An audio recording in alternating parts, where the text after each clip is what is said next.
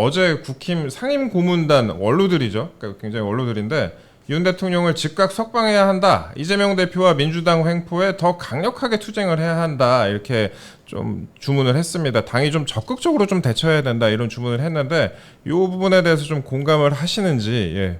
공감하는 정도가 네. 아니고요.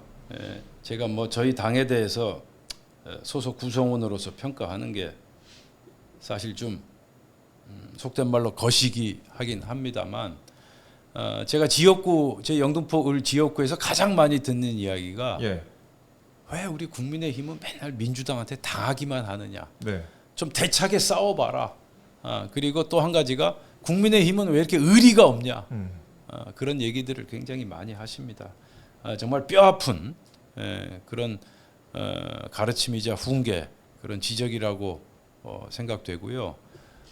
지금 특히 이제 그 탄핵 정국 또 비상계엄 정국하에서 그런 얘기들을 정말 제가 많이 들어요. 예를 들어서 이제 그 한남동 집회 네. 왜 우리 국민의힘 소속 국회의원들 또 당협위원장들 같이 동참하지 않느냐 뭐 이제 그런 말씀들을 정말 제가 많이 들었고요. 저도 뭐 제 나름대로 생각이 있고 여러 가지 우려하는 지점 또 여러 가지 생각하는 바 이런 것들이 있지만 어찌됐든 우리 많은 국민의힘 지지자들 특히 당원 동지분들이 걱정하는 이 대목에 대해서는 우리가 한번 스스로 반성하고 그리고 대안을 제시해야 된다. 뭐 정말 속된 말로 싸움의 기술에 대해서 우리가 체계적으로 좀 공부를 해야 되지 않느냐.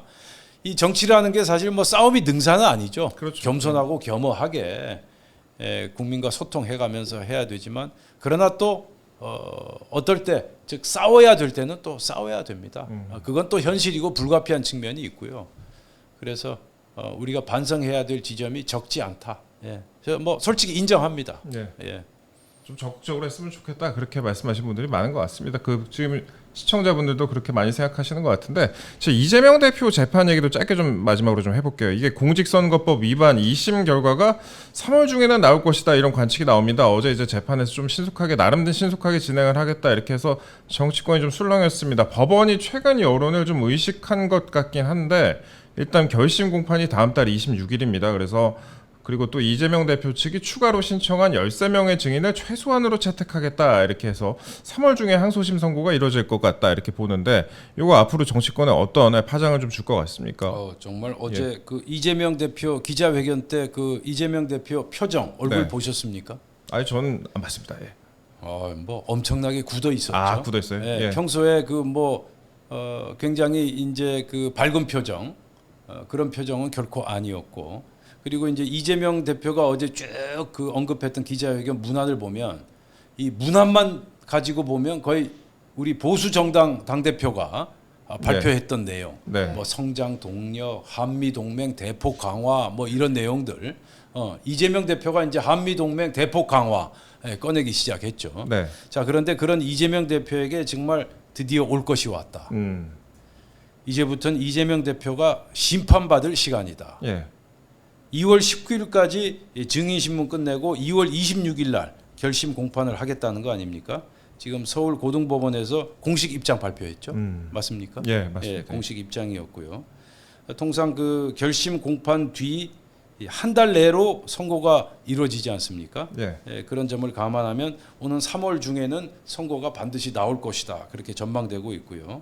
지금 하는 식으로 매주 수요일마다 이제 재판을 하게 되면 앞으로 재판을 한 4번 정도 더 하고 예. 이제 결론을 내리겠다 이런 이제 방침인데 그런데 이제 주목할 점이 한 가지가 있어요. 고등법원이 이 같은 일정을 발표한 건 이재명 대표 측에서 그저께인가요? 위헌 법률 심판 제청 신청하지 않았습니까? 그렇죠. 예. 이 위헌 법률 심판 제청 신청 방침을 발표한 지 하루 뒤에 고등법원이 재판 일정을 발표했다는 점. 그 점을 어떻게 보세요? 저는 이 점에 대해서 굉장히 주목하고 있는데, 예. 그러니까 이재명 대표가 그 공직선거법의 허위사실 공표 혐의에 대한 그 규정을 위헌, 네. 헌법에 어긋난다라고 신청을 하려고 하니까 지금 고등법원에서 빨리 사실상 하겠다. 예. 제동을 건 거죠. 네. 자, 재판 일정 지금 이렇게 빨리 신속하게 진행할 터이니 이재명 대표 측에서는 더 이상 다른 이야기는 하지 마라. 저는 그런 의미로 받아들였어요. 그러니까 간접적으로 이재명 대표의 위헌법률 심판 재청 신청을 거부한 것이다. 저는 네. 그렇게 보고 있고요.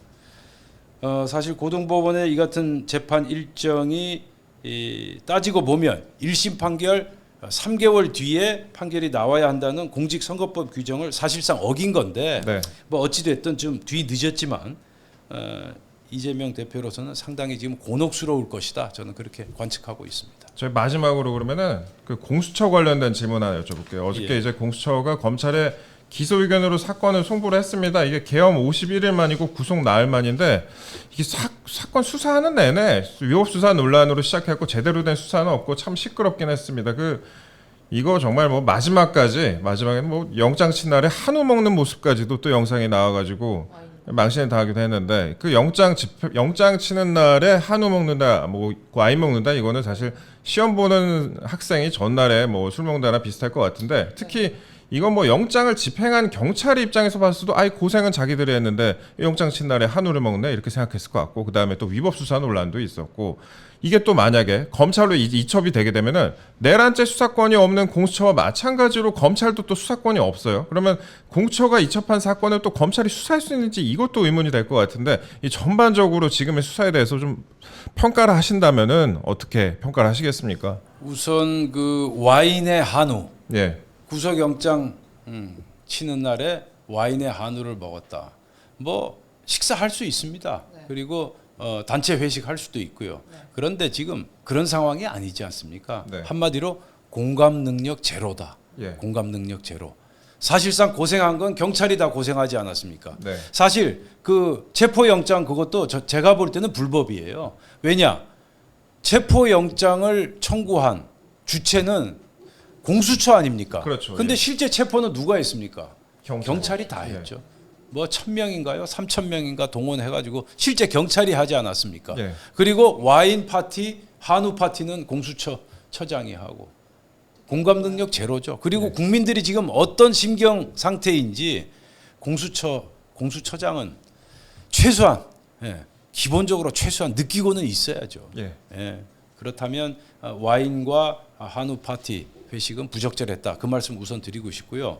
지금 수사 상황은 굉장히 복잡합니다. 지금 앵커께서도 말씀하신 것처럼 이제 검찰로 넘기겠다는 건데 뭐 그 점도 상당히 좀 일종의 코미디예요. 예. 하다 뭐 해보지도 않고 그냥 검찰로 넘기고 그다음에 체포는 경찰한테 넘기고 수사는 뭐 검찰한테 넘기고 이 공수처가 제가 거의 확신합니다. 조만간 아마 문 닫을 겁니다.